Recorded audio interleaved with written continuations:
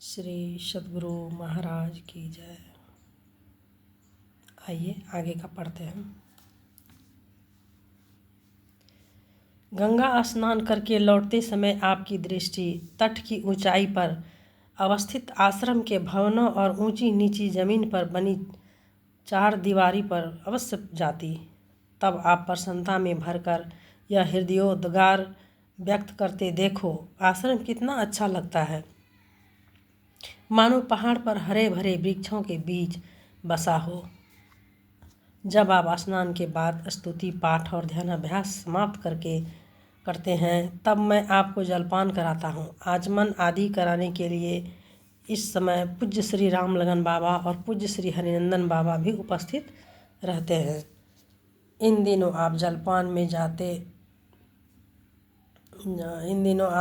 में जांते का पिसा हुआ समान मात्रा में मिश्रित जौ बूट का लवण मिलाकर कड़े रूप में साना हुआ 3 चम्मच सत्तू बड़े चाव से खाते हैं। खाते समय प्रायः आपकी आंखें बंद रहती है, पर मुंह चलता रहता है।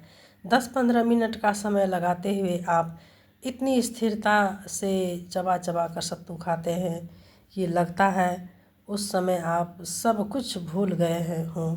खाते खाते जब कभी आप अंतर्मुख हो जाते हैं, तब मुंह में लिया हुआ ग्रास मुंह के नीचे रखे हुए आचमन पात्र में गिर पड़ता है।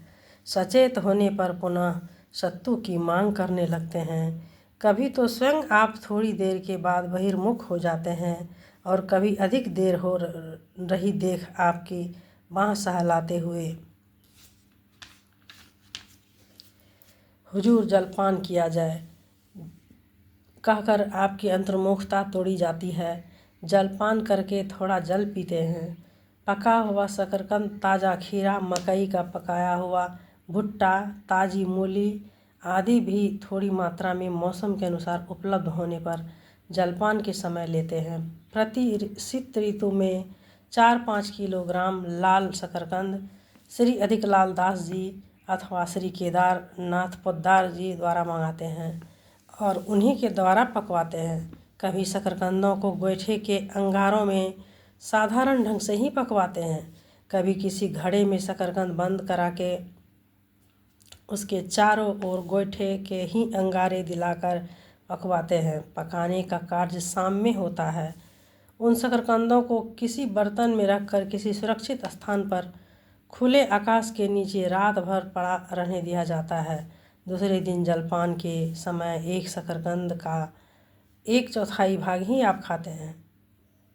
शेष शकरकंद आश्रम में उपस्थित लोगों के बीच बंटवा देते हैं। श्री सद्गुरु महाराज की जय। आगे फिर कल